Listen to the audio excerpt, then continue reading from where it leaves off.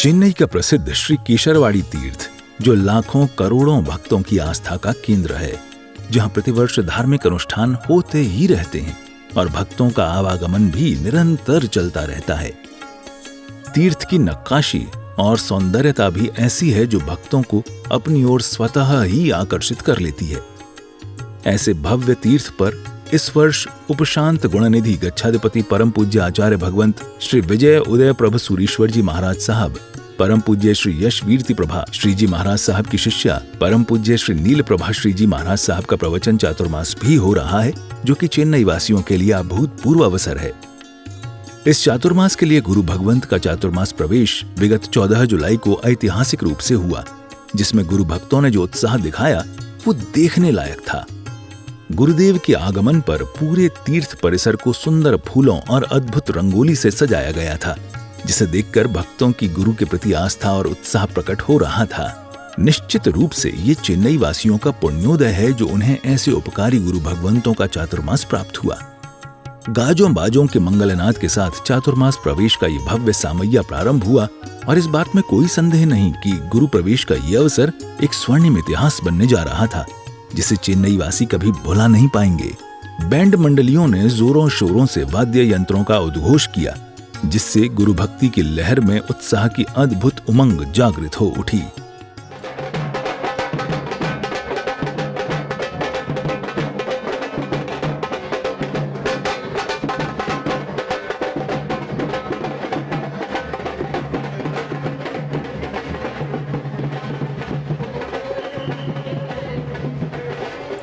सैकड़ों भक्त जगह जगह गुरु भगवंतों का कल्याणकारी आशीर्वाद प्राप्त करने के लिए लालायित नजर आए, तो गुरुदेव ने भी मंद मंद मुस्कान के साथ सभी को भरपूर आशीर्वाद प्रदान किया।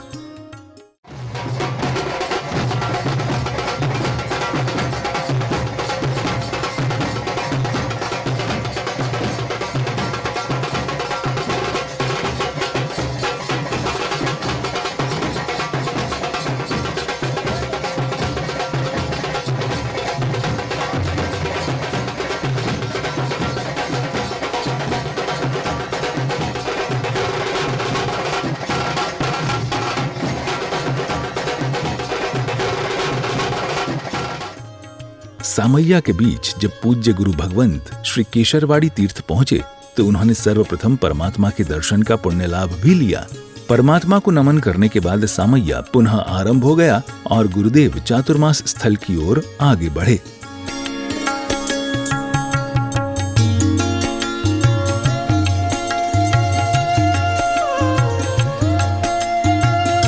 प्रवेश यात्रा में शामिल पुरुषों ने विशेष उत्साह दिखाया और नृत्य भक्ति के माध्यम से संपूर्ण वातावरण को गुरु भक्ति के रंग में रंग दिया। वास्तव में संत का आगमन जिस नगरी में हो जाता है वो नगरी स्वर्ग बन जाती है, और इन दृश्यों में आप देख ही रहे हैं कि चेन्नई नगरी भी एक अनुपम स्वर्ग बन चुकी है, जहां जिन शासन की मंगल ध्वजा अनवरत लहरा रही है। भक्तों ने पूज्य गुरु भगवंतों का स्वागत जोरों शोरों से किया।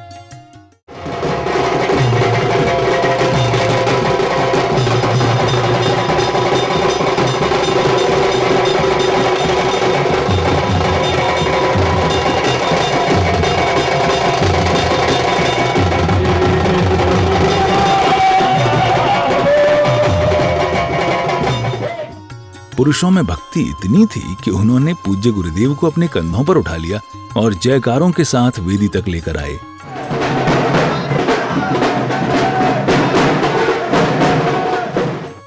अंदर प्रवेश करने के बाद पूज्य गुरु भगवंत ने सर्वप्रथम परमात्मा के दर्शन का पुण्य लाभ लिया। परमात्मा को नमन करने के बाद पूज्य गुरुदेव प्रवचन मंडप की ओर चल पड़े। ऐसे में पुरुषों ने फिर से पूज्य गुरुदेव को अपने कंधों पर उठा लिया और जयकारों के साथ मंच तक लेकर आए।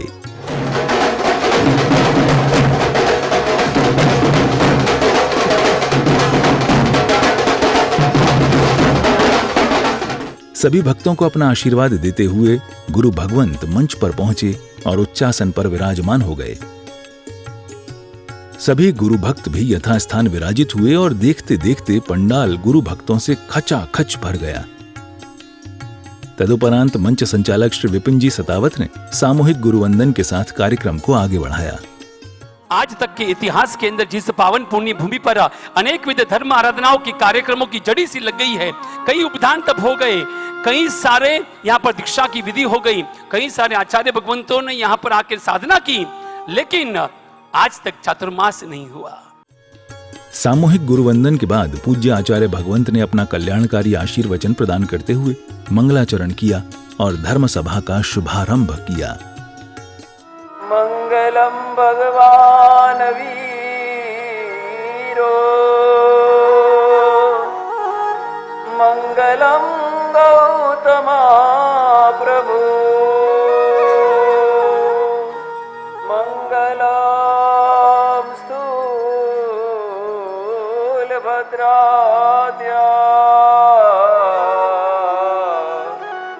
जैनो धर्मोस्तु मंगलम।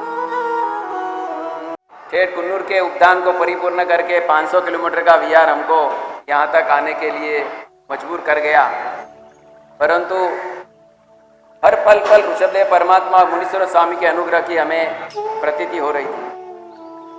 जैसे अपन कहीं बाहरगाम जाते हैं तो हमको भाता भर के दिया जाता है ना, जैसे कुन्नूर से निकले तो मुनीश्वर स्वामी ने एक भाता भर के भेजा, ठंडी का भाता। इसमें कहीं पर भी जाए गर्मी ने इतना परेशान किया नहीं, और आज हमारी यात्रा यहाँ तक निर्विघ्नतया पहुंची। और हमारे चातुर्मासों के अंदर सबसे पहला चातुर्मास ऐसा हो रहा है, इसकी जयकार बोल दी गई थी और उसको कैंसिल करके यहाँ का जो आयोजन हुआ उसके अंदर जरूर ऋषभदेव परमात्मा कुछ अंतरिंग संकेत है। और इसमें सबसे पहले इनिशिएटिव लेने का काम अगर किन्हीं ने किया तो वो अनुमोदना पात्र है चंदन परिवार, कि जिन्होंने अपना कोई प्री प्लान बिना ही मीटिंग के अंदर जब ये प्रस्ताव आया तो प्रवीण भाई चंदन वैसे मीटिंग में कम आते हैं, लेकिन उस दिन उनका आना हुआ और उन्होंने उस पीड़ा को हाथ में झड़पा और उनके अंतःस्थल की ये भावना इस आदर्मिक ज़्यादा में ज़्यादा आए, इतनी संख्या में आए उतनी क्षमा से में कराने की भावना है। और बैक सपोर्ट के अंदर उनके भाई दिलीप भाई जो यहाँ अधिष्ठायक बनकर रहे हुए हैं। आइएगा, मैं निवेदन करूंगा श्री आदिनाथ जैन श्वेतांबर मंदिर न्यास के ट्रस्ट मंडल से कृपया करके मंच पर पधारें एवं साथ साथ में चातुर्मास एवं उपदान तप के प्रमुख लाभार्थी परिवार श्रीमती शांति देवी जवाहरमल जी चंदन परिवार सत्यपुर सांचोर निवासी, मैं निवेदन करूंगा कृपया करके मंच पर पधारिएगा। मैं निवेदन करूंगा श्रीमान शाह धवल जी चंदन कृपया करके मंच पर पधारिएगा। श्रीमान शाह प्रवीण जी चंदन, श्रीमान शाह राजेश जी चंदन, दिलीप जी चंदन कृपया करके पधारिए। साथ साथ में सहयोगी परिवार शाह रूपचंद जी जवेरचंद जी कोठारी परिवार अरठवाड़ा, श्रीमती नाजूबाई बाबूलाल जी लूपचंद जी चौवटिया परिवार, मेसर साहब महावीर मिरर इंडस्ट्रीज मंडार एवं संघवी श्रीमती पानी देवी मोहनलाल जी सोनवाड़िया मुथा परिवार, messrs Mohan Mutha exports private limited कृपया करके मैं निवेदन करूंगा पधारिएगा और परमपिता परमेश्वर के समक्ष दीपक प्रज्वलित करते हुए एवं माल्यार्पण करते हुए आज के इस मांगलिक चतुर्मासिक प्रवेश उत्सव की मंगल में बेला के तत्पश्चात परम गुरु भक्तों ने एक एक कर गुरु चरणों में अपने भाव व्यक्त किए। आज केसरवाड़ी के प्रांगण में हमारे इस पूरे चातुर्मास के जो सूत्रधार लाभार्थी परिवार श्रीमती शांति देवी जवाहरचंद जी नागजी जी चंदन परिवार, श्रीमान धवल भाई, हमारे न्यास के ट्रस्टी प्रवीण भाई, राजेश भाई, दिलीप भाई, उनके परिवार को यहाँ पर पूरा केसरवाड़ी तीर्थ यहाँ पर उनका अभिनंदन और स्वागत करता है। ये जो चंदन परिवार है ये भी वहां मौजूद था और इनके मन में मुझे पूरा विश्वास है आदिनाथ परमात्मा और माता पद्मावती ने इनको मैंने ये आश्वासन दिया होगा या ये प्रेरणा दी होगी और उन्होंने कहा मैं लाभार्थी हूँ चंदन परिवार। और ये आज जो इतना बड़ा आयोजन हो रहा है ये इस परिवार के मैंने जो उदारता है उसका प्रतीक है। मैं निवेदन करूं राजेश भाई चंदन कृपा करके पधारिएगा और संक्षिप्त के अंदर अपने उद्गार आज के इस मंगल में चातुर्मासिक बेला के प्रवेश महोत्सव के अंदर व्यक्त कीजिएगा। आइएगा राजेश भाई चंदन। मैं बहुत बहुत धन्यवाद हूँ कि हमारे माता पिता की कृपा से हमको ये धर्म का मार्ग मिला और हम चारों भाई एकत्रित होके धर्म के राह में हर जगह जहाँ भी हो सके वहाँ हमारी ओर से हम लोग आगे बढ़ते जा रहे हैं। हमारी लक्ष्मी का सदुपयोग हर जगह करते आ रहे हैं। ये भगवान की कृपा है कि लक्ष्मी और सरस्वती का भरपूर भंडार हमको दिया गया है और उसको हम सही जगह में वापर रहे हैं। पूज्य गुरुदेव का चातुर्मास भी कोयम्बतूर में होना था, पर जब केसरवाड़ी तीर्थ में चातुर्मास की बात आई तो पूज्य गुरुदेव ने देखा कि भाई यहाँ धर्म आराधना से बहुत ज़्यादा लोग जुड़ रहे हैं। चंदन परिवार ने बहुत भाव भरी विनती की और अधिक से अधिक लोगों को धर्म आराधना से जुड़ने का एक मौका प्रदान किया। तो पूज्य गुरुदेव ने कोयम्बतूर संघ से विनती की कि भाई हम लोग केसरवाड़ी संघ में चातुर्मास करना चाहते हैं। तो कोयम्बतूर संघ ने उदारता के साथ एक स्वीकृति प्रदान की। सबसे पहले हम श्री केसरवाड़ी तीर्थ न्यास का अभिनंदन करते हैं कि आपने इतना सुंदर आयोजन का लाभ लिया है और इतनी अच्छी तरह से यहाँ पर आयोजन किया है, और सभी लाभार्थी परिवार का भी अभिनंदन करते हैं और हम आशा करते हैं कि ये 4 महीने अच्छी तरह से संपूर्ण हो।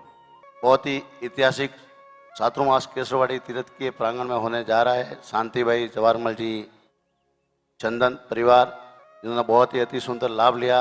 जब भी धवल भाई, दिलीप भाई, राजेश भाई, प्रवीण भाई की जितनी अनुमोदना करे उतनी कम है। ये एक झांकी है,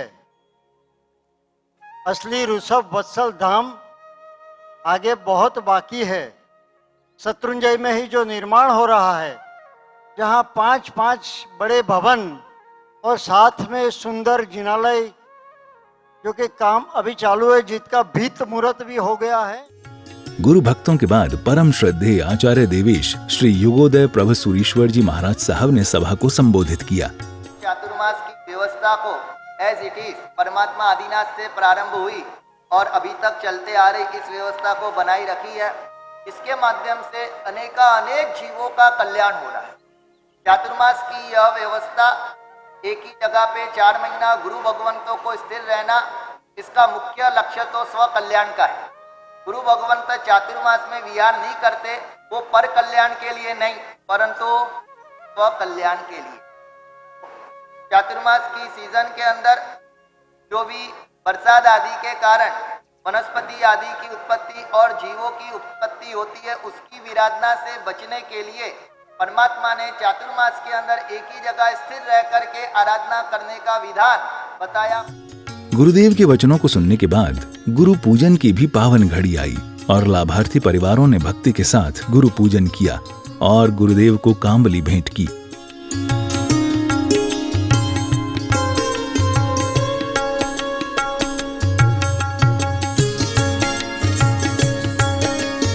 गुरु पूजन के बाद चातुर्मास समिति ने भी अतिथि देवो भव की परंपरा निभाते हुए चातुर्मास के प्रमुख लाभार्थी श्रीमती शांति देवी, जवाहरमल जी, चंदन परिवार, सत्यपुर सांचौर वालों को एवं अन्य लाभार्थियों सहित बाहर से पधारे हुए गुरु भक्तों का बहुमान वात्सल्य भाव से किया।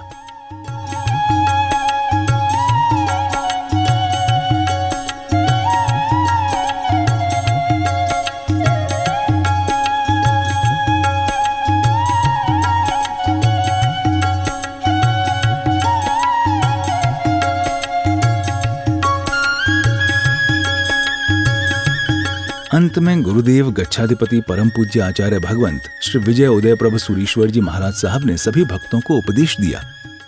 वर्तमान काल के अंदर हम देख रहे हैं कि स्थान पे रहने वाले 36, 38, 40, 25 संख्या होते, लेकिन काम करने वाले 2 या 3 मिलते हैं। तो वो न हो, वो खास ध्यान में लें। और जिस तरह आज आपका उत्साह दिखा, वैसा उत्साह चारों मास दिखना चाहिए। चौमासा 2 महीने का नहीं है, 4 महीने का है। जो ऐसा बोलता है कि चौमासा 2 महीने का हो गया तो भगवान की आज्ञा विरुद्ध वाक्य है, वो वाक्य बोलना नहीं चाहिए। तो परमात्मा की आज्ञा मुताबिक 4 महीने के चातुर्मास की आराधना अच्छी तरह करे और आवेश का त्याग करे, क्योंकि चौमासे में कोई भी कहना होता है, जोर से बोलना होता है, दिमाग के ऊपर एकदम क्या रखना, पोता रखना। पोता इसका पोता भाई आइस फैक्ट्री का पोता रखना, तो वो काम चल सकेगा। और अच्छे काम करने के बहुत बार हमको भी थोड़ा कड़क बोलना पड़ता है, क्योंकि गुरुओं ने हमको आचार्य बनाया। तो आचार्य को बताया गया कि आचार्य ठंडे भी होते और गर्म भी होते हैं। आचार्य को सारना, वारना, चोयना, पड़ीचोना चारों करने का राइट्स दिया हुआ है। अगर वो एकदम मीठा मीठा बोलेंगे तो फिर सबको डायबिटीज हो जाएगा। इसके लिए बहुत बार कड़वा भी बोलना पड़ता है। तो करियाता भी खाना पड़ता है और मिठाई भी खाना पड़ता है, स्पाइसी भी खाना पड़ता है, स्वीट भी खाना पड़ता है। तो साधु भगवान आचार्य का कर्तव्य होता है कि संघ का विकास वैसा चौमासा करे। हमारा खुद का प्रोजेक्ट नहीं, पहले ट्रस्ट का प्रोजेक्ट, बाद में हमारी बात। मैं शांतिलाल डी जैन, श्री आदि केसरवाड़ी जैन तीर्थ चेन्नई से आपके समक्ष तीर्थ के बारे में कुछ जानकारी दे रहा हूँ। ये जो आदिनाथ परमात्मा यहाँ हैं, ये स्वयंभू हैं। आज से बहुत वर्षों पूर्व उड़ीसा से एक चरीपाली संघ आया था, जिसमें साधु साध्वी भगवंत भी थे, और एक मुनिराज संघ से बिछुड़ गए और यहाँ पुलल नगर में पधारे। लेकिन उनके एक नियम था कि बिना परमात्मा के दर्शन किए मुंह में पानी भी नहीं डालूंगा। लेकिन यहाँ उस समय कोई मंदिर नहीं था। एक दिन, 2 दिन, ऐसे 10 दिन बीत गए और 10वें दिन संध्या रात के समय माता पद्मावती ने उनको दर्शन दिए और कहा, आप जहाँ सोए हो उससे कुछ ही दूर आदिनाथ परमात्मा नीचे विराजमान है और आप उनको उनके दर्शन कर पार न करिए। इतने में संघ के सदस्य ढूंढते ढूंढते गुरुदेव के पास पहुंचे और गुरुदेव ने अपने सपने के बारे में सबको बताया। वहाँ खुदाई की गई, परमात्मा आदिनाथ की प्रतिमा जी और पद्मावती माता जी की प्रतिमा जी के दर्शन हुए। गुरुदेव ने दर्शन किए और पारना किया और फिर उन्हीं के हाथों से यहाँ पर इस मंदिर में परमात्मा को विराजमान कर प्रतिष्ठा की गई। ये जैन तीर्थ न केवल चेन्नई की शान अपितु सारे हिंदुस्तान की शान है। 108 जिन मंदिर चेन्नई की धरा पर है, उसमें विशेष महत्व तीर्थ के रूप में महत्व है।